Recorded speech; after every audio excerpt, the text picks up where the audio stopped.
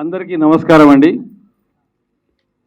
వేదిక మీద ఉన్న మన మంత్రివర్యులు కోమటిరెడ్డి వెంకటరెడ్డి గారికి నా యొక్క ప్రత్యేక కృతజ్ఞతలు. వారు సమయం వెచ్చించి మనము ఆహ్వానించినందుకు వచ్చి ఈ వేదిక మీద పునర్నవి అనేటువంటి ఒక డాక్యుమెంటరీని ఓపెన్ చేసి 2 రికార్డ్స్ అంటే వండర్ బుక్ ఆఫ్ రికార్డ్స్ ఒక లైఫ్ అచీవ్మెంట్ అవార్డును అందియడం అనేది మీ అందరి మధ్యలో పంచుకున్నందుకు నాకు సంతోషంగా ఉంది. రోటరీ మిత్రులు, మా ఐకేఆర్ సోదరులు అంటే రోజు ఒక 20 మంది షటిల్ ఆడతాం సార్.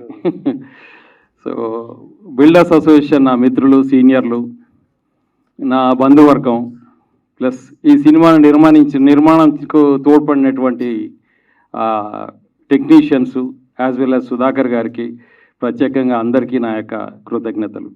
ముందుగా ఆహుతులందరికీ ధన్యవాదాలు. వేదికను అలంకరించిన పెద్దలకి నమస్కారాలు. క్యాన్సర్ రాగానే అదేదో ఇంకా అయిపోతుంది మన లైఫ్ అని అనుకోకుండా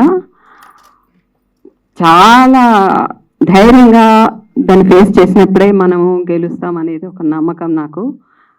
దానికి ఏం చేయాలంటే రోజు ఉండే సమస్యల్ని పట్టించుకోకుండా మనం ఎలా దేంట్లో జీవిస్తామో, దేంట్లో సంతోషపడతామో, మన సంతోషం ఎక్కడెక్కడ దాక్కుంది, ఇన్ని రోజులు మనం వాయిదాలు వేసిన పనులేంటి, మన హాబీస్ ఏంటి, వాటికి ప్రతిరోజు మనం స్పందించి దానికోసం కొంచెం కృషి చేస్తూ మనసుని, లైఫ్ స్టైల్ని కొంచెం చేంజ్ చేసుకొని హ్యాపీగా గడపాలి. ప్రతిరోజును హ్యాపీగా గడపాలి. దాంతో మనకు ప్రాణం పోసుకుంటుంటుంది అనమాట. మనకు దానికి ఏం చేశానంటే, అంటే క్యాన్సర్ రాగానే ఇంకా ఏడ్చే వాళ్ళు అసలు పక్కన ఉండొద్దండి. ముందు అధైర్యపడతారు. ఏడ్చేవాళ్ళు నేను వద్దనే చెప్తా, ఎక్కడికి పోయినా కౌన్సిలింగ్లో కానీ ఏడ్చేవాళ్ళు పక్కన ఉండొద్దు. ధైర్యం చెప్తారా, ఉండండి పక్కన. ఏడ్చేవాళ్ళు వస్తే ఇంకింత డౌన్ అయిపోతారు.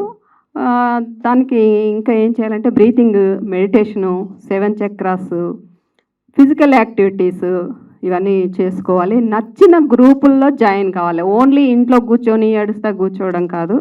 ఏదైనా గ్రూప్, అది పాటలే కావచ్చు, భజనలే కావచ్చు, యాక్టివిటీస్ కావచ్చు, సోషల్ సర్వీస్ కావచ్చు, ఇలాంటి వాటిల్లో ఎందులో ఒక దాంట్లో జాయిన్ అవుతే ప్రతిరోజు ఏదైనా మనుషులతో, ఇంట్లో వాళ్ళతో కాకుండా బయట వాళ్ళతో కూడా కాస్త గడిపితే మనసు ప్రశాంతంగా ఉంటుంది.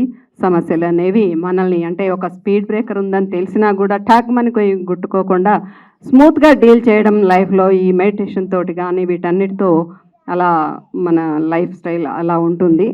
సో ఎవ్వరు అంటే ప్రతి చిన్నదానికి ఆవేశపడిపోకుండా వీటి వల్ల మనకు ఒక ఎమోషన్ కంట్రోల్ అవుతుంది. ఈ చిన్నప్పటి నుంచి పిల్లలకు ప్రతిదానికి హైరాణ పడి గొడవ చేసే ఇలాంటివి కాకుండా ఉండాలంటే చిన్నప్పటి నుంచే నా దృష్టిలోనైతే పిల్లలకి స్కూలింగ్ నుంచే మెడిటేషన్ అలవాటు చేయాలి. నా లైఫ్లో ఇవన్నీ చేస్తున్నా కాబట్టి నేను ఇంత ధైర్యంగా వీటిని ఎదుర్కొని ఈరోజు మీ ముందు ఇలా నిలబడ్డాను అంటే అవే కారణము. ప్లస్ నా యూనివర్స్ కూడా నాకు ఏదో ఇస్తుంది అని అనిపిస్తుంటుంది. ఎవరి రూపంలోనో ఒకరి రూపంలో, ప్రస్తుతం సుధాకర్ గారి రూపంలో నాకు ఈ అవార్డు రావడం కానీ ఇంత గుర్తింపు కానీ వచ్చినందుకు చాలా సంతోషంగా ఉంది. కోమటిరెడ్డి గారు ఎంత బిజీగా ఉంటారు, ఈరోజు ఈ టైం ఎలా స్పెండ్ చేస్తున్నారు, అది ఎలా కలిసి వచ్చిందో నాకైతే అర్థం కావట్లేదు. ఇదంతా కూడా నాకు అద్భుతంగా అనిపిస్తుంది. నాకు జీవితానికి ఇది చాలు. ఎంత ఎదిగినా ఒదిగి ఉండాలనేది నాదొక అవి వస్తూనే ఉంటాయి, మీరు ఉన్నారు కదా చూసుకోండి. ధన్యవాదాలు.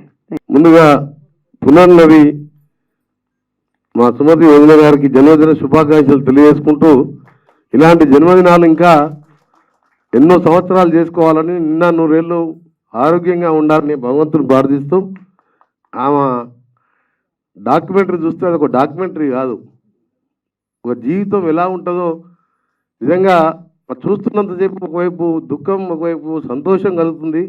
ఆమె పడ్డ కష్టాలు కానీ, ఆమె తపస్సు కానీ, ఏ విధంగా జయించింది క్యాన్సర్ను 2 సార్లు, అది ఒక విషయం అయితే, స్పోర్ట్స్మెన్గా ఆ వయసులో రాణించడం, ఎన్నో అవార్డులు తీసుకోవడం, లింకో రికార్డ్స్లో స్థానం సంపాదించడం వంటిది మామూలు విషయం కాదు.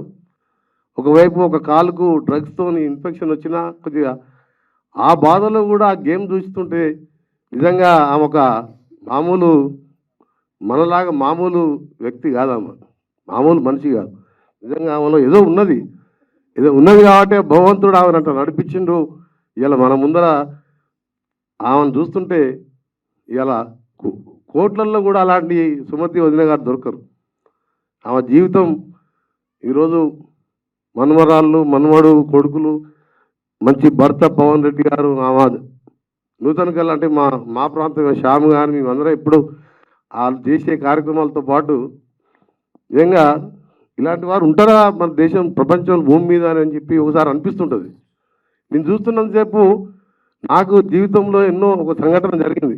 నాకు శ్యామ్కు ఒక 20 సంవత్సరాల కొడుకు కళ్ళ ముందు చనిపోతే ఏ తండ్రికైనా తండ్రికి కొడుకు దాన సంస్కారాలు చేస్తారు, కానీ కొడుకు చేయడం అంటే అది బతకాలని ఉండదు. ఇక చాలాసార్లు అనుకున్నాం, కానీ ఇలా సుమతి వదినది డాక్యుమెంట్ చూసిన తర్వాత సరే అందరికి కష్టాలు వస్తే కష్టాలు వచ్చినప్పుడే మనం ఉండాలని చెప్పి నేను కూడా ఇప్పుడు నాకు కూడా పెద్ద ఏది ఇంట్రెస్ట్ ఉండదు లైఫ్లో బాబు పోయినప్పటికీ, కానీ ఆయన పేరు మీద ఎన్నో కార్యక్రమాలు చేసిన బయట చెప్పా. ఒక 400-500 మంది డాక్టర్లను చదివించిన, అమెరికా పంపించిన, జర్మనీ పంపించిన, అవన్నీ ఎక్కడ నేను చెప్పుకోను. ఎందుకంటే రాజకీయాల్లో ఉన్నాం కాబట్టి చెప్పుకుంటే ఏదో ఆశించి చెప్పినా ఉంటారని చెప్పి పేదవాడు నా దగ్గరికి వచ్చిందంటే ఏదో ఒకటి చేసి పంపిస్తాను. మొన్న వారం క్రితం కూడా మద్రాస్ ఐఐటీలో ఒక అమ్మాయి, ట్రైబల్ అమ్మాయి, మన నల్గొండ ఒక లేబర్ కూలీ బిడ్డ ఐఐటి కంప్లీట్ చేసుకొచ్చి అంకుల్ నేను జర్మనీ పోవాలని డైరెక్ట్ అమ్మాయి వచ్చింది. ఎమ్మెల్యే 12 lakhs పే చేసి ఎంఎస్ కంప్లీట్ చేయాలని చెప్పి ఐఐటిలో హైడ్రాలజీలో ఒక స్పెషల్గా 3rd yearలోనే ప్రొఫెసర్లు అందరు కలిసి కూడా మంచి 10,000 వేసుకొని ఇంటర్న్షిప్ పంపించిందంట. మంచి కాలేజీలో ఒక అడ్మిషన్ వచ్చింది, ఫేమస్ హైడ్రాలజీలో ఒక రీసెర్చ్ లాగా. 3 పిల్లలు, 2 అక్క చెల్లెళ్ళు, 2 చెల్లెళ్ళు, ఒక తమ్ముడు, తల్లి కూలికి పోతారు మా దేవరకొండ ప్రాంతం. ఆమె చెప్తుంటే ఆమె స్టోరీని ఎవరు రాలి ఒకటే వచ్చింది డైరెక్ట్గా. ఎంతోమంది వస్తుంటారు తెలంగాణ మొత్తం నుంచి, కానీ అలాంటి వారిని చూసినా ఎంత సాయం చేసినా ఈరోజు సుమతి వదిన గారి జీవిత చరిత్ర చూస్తే నిజంగా ఇంకా ఏదో చేయాలని నాకు కూడా ఈ రోజుకెళ్ళి ఇంకో సంకల్పం కొట్టింది. అందుకనే వారి జన్మదినంలో ఇప్పుడే చెప్పింది, మీరు సమయం ఇవ్వడం కాదు, మీరే నన్ను ఇక్కడ ఆహ్వానించి మీతో మీ జన్మదిన వేడుకలు జరుపుకునే అవకాశం కల్పించినందుకు మీకు, అలాగే మా సోదరుడు సుధాకర్ గారు నాకు చాలా దగ్గర వ్యక్తి, కానీ ఆయన ఇంత మంచి డాక్యుమెంటరీ ఇస్తారని చెప్పి అనుకోలేదు. ముందుగా నా డాక్యుమెంటరీ వేస్ట్ ముందు. నా డాక్యుమెంటరీ 5 సార్లు ఎమ్మెల్యేగా, ఒకసారి ఎంపీగా గెలిచిన, అవన్నీ ఈమె జీవిత చరిత్ర ముందు ఆ రాజకీయాలన్నీ కూడా వేస్తుంది. అందుకనే మరొకసారి నాకు ఈ సమయంలో మా డివిఎన్, మా ఎస్ఎన్ సత్యనారాయణ రెడ్డి వీళ్ళందరి గురించి అనుకుంటే ఈరోజు ఎక్కడ ప్రోగ్రాం పెట్టుకోలేదు. రాత్రి 2 గంటలకు మహబూబ్నగర్ జిల్లాకి వెళ్ళి వచ్చిన. రోజు ఒక జిల్లా పెట్టుకుంటాను నేను, ఎందుకంటే ఖాళీగా ఇంట్లో ఎప్పుడు ఉండను నేను.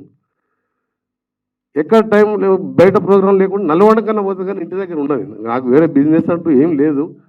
పొద్దున్నేస్తే ఎవరన్నా వస్తారో అని చెప్పి వాళ్ళ కోసం బాధలను వాళ్ళు వస్తారని చెప్పి వాళ్ళకి సమయం ఇవ్వండి తప్ప, కానీ ఈరోజు ఎక్కడ పెట్టుకోలే ఇవాళ. ఎందుకంటే మీ జన్మదినంలో ఉండాలని నేనని క్యాన్సర్ చేయించడమే కాదు, ఆ తర్వాత మీ జీవిత చరిత్ర చూస్తుంటే ఆ స్పోర్ట్స్లో కానీ మామూలు విషయం కాదు ఇది. ఎన్నిసార్లు ఎంత చెప్పినా తక్కువనే ఇది. మరొకసారి మీకు జన్మదిన వేడుకలు, ప్రతి జన్మదినంలో మీరు పిలవకుండా పాల్గొంటాయి. ఈ డేట్ రాసి పెట్టుకుంటాం మేము. మా పవన్ అన్నకి చెప్తున్నా, శ్యామానకు కూడా చెప్తున్నా, మీరు ప్రతిసారి కూడా జన్మదినం పిలవండి, తప్పకుండా నేను వచ్చి గ్రీటింగ్ చెప్పాలి. మీ ఉన్నా లేకున్నా మీరు మాత్రం నిండా ఉండాలని భగవంతుడు ప్రార్థిస్తూ సెలవు తీసుకుంటాం.